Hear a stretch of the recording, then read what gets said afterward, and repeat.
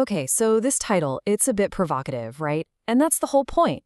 It sets up a really fascinating question about two totally different ways of looking at progress. One is all about patient preservation, and the other is about non-stop invention. So let's dive in and unpack that. So here's the puzzle we're looking at. For centuries, India has been an absolute powerhouse of intellect and discovery. But when you think about it, a lot of the big technologies that built our modern world, the printing press, the light bulb, they started somewhere else. So what gives? And let's be super clear here, the raw brain power has always been there. I mean, we're talking about a civilization that gave the world fundamental ideas in math, astronomy, and medicine.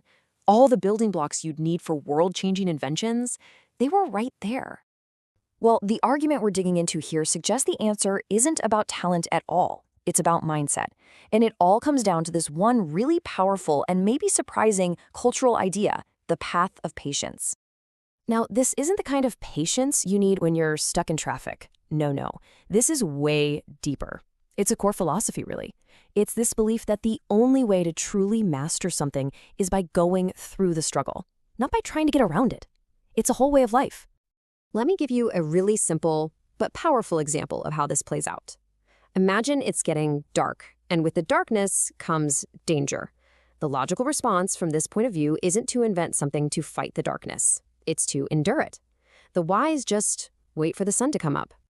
And this quote right here, it just nails it. Think about a student trying to memorize a really tough text. They wouldn't look for a shortcut. Why? Because the value wasn't just in knowing the text. It was in the struggle to learn it. That intense effort, that's what was believed to build real strength. But, and this is a huge but, an approach that's absolutely brilliant for preserving knowledge and building personal mastery, well, it can also become a kind of invisible chain. By making endurance the top priority, it kind of held back that impulse to just invent a quick fix for a problem.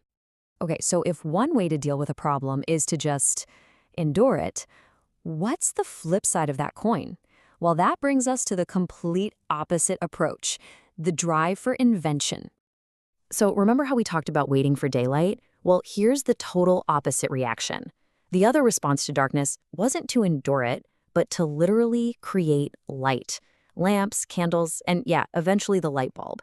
They were all born from a flat-out refusal to just put up with the discomfort of the dark. And here's another great example. Copying books by hand, it's a massive chore, right? You could see that as a discipline to be mastered through patience, or you could see it as a huge problem that needs fixing.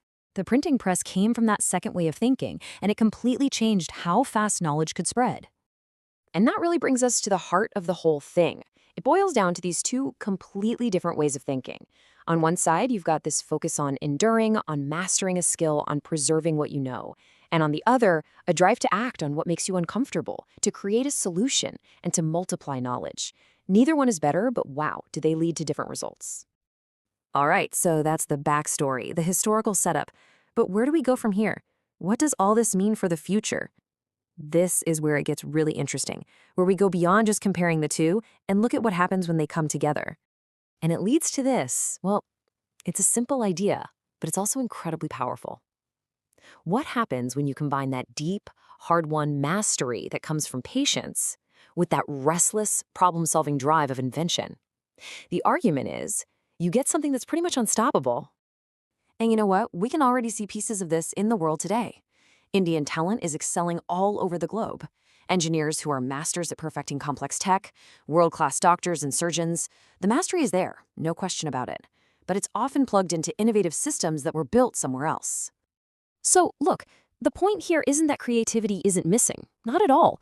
It's about a cultural history that prized one skill set over another.